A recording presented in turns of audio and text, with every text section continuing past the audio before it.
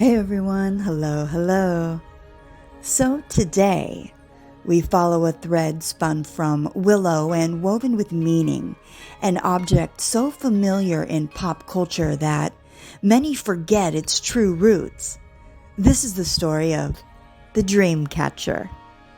In many Native American and First Nations cultures, the Dreamcatcher is far more than a decorative trinket. It's a handmade vessel of protection and intention. Traditionally, its frame is shaped from a willow hoop, flexible and alive with the memory of water. Inside the hoop, artisans weave a net of web, each knot placed with care, purpose, and prayer. Sacred adornments like feathers, beads, shells, or charms hang from the lower rim like small echoes of the wind. Dreamcatchers are most widely associated with the Ojibwe people, whose legend speaks of a spider woman, a guardian spirit who watched over children.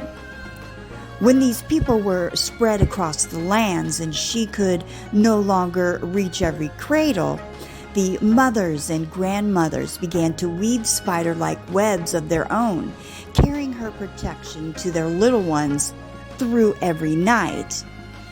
In many indigenous traditions, the night sky is thick with dreams, good ones, troubling ones, and those that whisper lessons the waking mind isn't ready to hear. Sleep isn't an empty darkness, it's a landscape. A dreamcatcher is hung above a cradle, a child's bed, or the place of rest for their spirit. And here is where the magic begins. At night, the hoop becomes a guardian gate. Good dreams, light as breath, glide through the web's open paths. They flow down the feathers like gentle rivers, guiding peaceful visions into the heart of the sleeper. Bad dreams, however, lose their way. They're caught in the twists of the net, held fast like burrs on a branch. And when the morning light finally stretches its gold fingers across the room, those trapped nightmares dissolve, burned away by the sun. But for this to work, there is one important rule. At dawn, the dawn must touch the dreamcatcher. Light completes the cycle. Dreams enter, dreams are sorted, and the darkness is safely undone. Across centuries, many native people did more than chase good dreams. They studied them. Dreams were believed to influence the conscious soul, shaping things like character, courage, kindness, and loyalty. They weren't random fragments of the wind, of the mind rather. They were messages, maps, or gentle nudges from ancestors, spirits, or the natural world itself. Among these tribes, dreams guided decisions, names, roles in the community, and personal growth. A powerful dream could send someone on a vision quest. A troubling one could guide a person towards healing or counsel. The dreamcatcher wasn't a mere filter, it was a teacher, safeguarding the sleeper while letting the spirit wander towards wisdom. Every element in the traditional dreamcatcher carries meaning. The hoop represents the cycle of life, the cycle of time, seasons, and existence.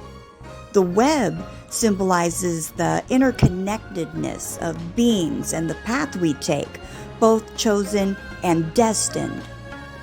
The feathers channels for breath and spirit. For the Ojibwe, the owl feather often represented wisdom, and an eagle feather represented courage.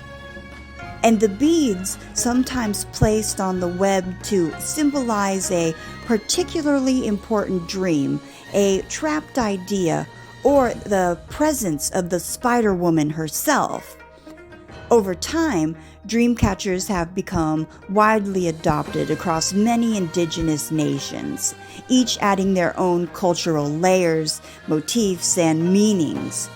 Today, the dreamcatcher appears everywhere, from gift shops to car mirrors.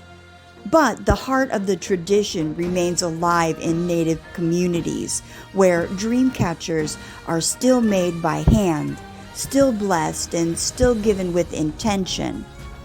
It's important to remember a dreamcatcher isn't just decor, it's heritage. It's a story, a spiritual technology. Supporting indigenous artisans, respecting the tradition's origin, and understanding the meaning behind the symbol ensures that the web holds its integrity and its light. So, the next time you see a dreamcatcher, whether hanging above a child's bed or dancing from a rearview mirror, remember that it isn't merely catching dreams, it's catching stories, protecting them, and letting them sift through the dawn. So yeah, thank you for joining me on this journey through one of the most iconic pieces of indigenous culture. Until next time, walk gently, sleep deeply, and may your dreams arrive like soft feathers on the night sky. All right, everyone, take care. Peace.